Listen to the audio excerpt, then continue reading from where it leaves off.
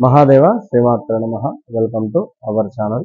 చాలా మంది కూడా ఇంట్లో పూజ గదులలో కొన్ని వస్తువులు పెడుతూ మరికొన్ని వస్తువులు పెట్టకూడని వస్తువులు పెడుతూ చాలా ఇబ్బందికరమైనటువంటి పరిస్థితులు ఎదుర్కొంటూ ఉంటారు. పూజ గది అంటే మనకి ఏ విధంగానైతే ఒక హాల్ ఎంత నీట్ గా ఉంచుకుంటామో, ఒక బెడ్రూమ్ ఎంత నీట్ గా ఉంచుకుంటామో, ఒక కిచెన్ ఎంత నీట్ గా ఉంచుకుంటామో, అదే విధంగా మన పూజా మందిరం కూడా అద్భుతంగా ఎప్పుడు కూడా సుగంధ ద్రవ్యాలతో కూడా నిండి ఉండాలి. అందులోకి వెళితే ఒక ఫీల్ గుడ్ లాగా ఉండాలి.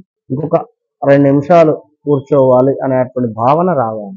అంతేగాని ఈ మన అయిపోయినటువంటి అగరబత్తి పుల్లలు లేదా ఈ యొక్క అగ్గిపెట్టె గీకినటువంటి పుల్లలు, అగరబత్తులు తీసినటువంటి ఆ యొక్క డబ్బాలు, కొబ్బరి పీచును తీసినటువంటి ఆ యొక్క పీచు, అగరబత్తులు కాలిన తర్వాత వచ్చేటువంటి ఆ యొక్క మన దుమ్ము, భస్మము, పాడైపోయినటువంటి పువ్వులు, అదేవిధంగా ఏదో ఒక కవర్ అక్కర్రాని కవర్లు ఇలా పెడితే, ఖాళీ డబ్బాలు, పగిలినటువంటి ఫోటో యొక్క అద్దం పగిలినటువంటి ఫోటోలు, ఇలాంటివి పెట్టుకుంటే శుద్ధ దేవతకు సంబంధించినటువంటి ఏమైనా ఫోటోలు, శుద్ధ దేవత అంటే ఇక్కడ వేరే అనుకోవద్దు, అంటే ఉగ్ర రూపానికి సంబంధించింది ఎవరు? కాళి గాని, కాళికా అమ్మవారు గాని, లక్ష్మీ నరసింహస్వామి ఉగ్ర రూపకంగా ఉండేది కానీ అమ్మవారిని కూర్చుని పెట్టుకొని చక్కగా ఉండేటువంటి ఆ యొక్క ఫోటో పెట్టుకుంటే బాగుంటుంది. అదేవిధంగా శివుడు, పార్వతి అమ్మవారికి సంబంధించింది పెట్టుకోవాలి. ఇంకా ముఖ్యంగా వీటన్నిటితో పాటుగా అక్షితలు ఖచ్చితంగా ఉండాలి మనకు పూజ గదిలో. పచ్చకర్పూరము ఖచ్చితంగా ఉండాలి. లవంగాలు, ఇలాచీలు, దాల్చిన చెక్క ఇవన్నీ కూడా మిశ్రమాన్ని ఒక డబ్బాలో వేసి ఒక డబ్బాను ఒక రూమ్ లో ఈశాన్య మూలలో పెట్టుకోండి. గోమాత ఫోటో గాని, విగ్రహం గాని ఖచ్చితంగా ఉండాలి పూజా మందిరంలో. అదేవిధంగా ఎల్లో కలర్ లో ఉండేటువంటి గవ్వలు, తామర గింజలు ఖచ్చితంగా ఉండాలి.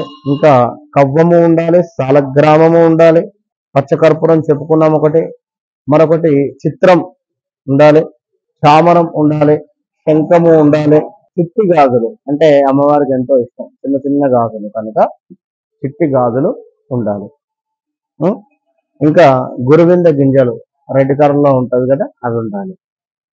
పాదరసము ఖచ్చితంగా కొంచెం కొనుకొచ్చుకొని పెట్టుకోండి.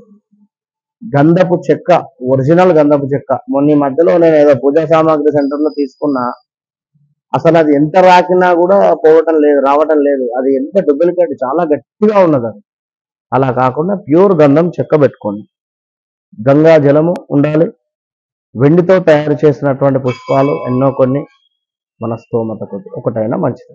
నెమలి పింఛము, వీటన్నిటితో పాటుగా భగవద్గీత, ఇవి ఖచ్చితంగా కూడా పూజా మందిరంలో 100% కూడా ఉన్నట్టయితే తప్పకుండా మన కోరిక నెరవేరుతుంది.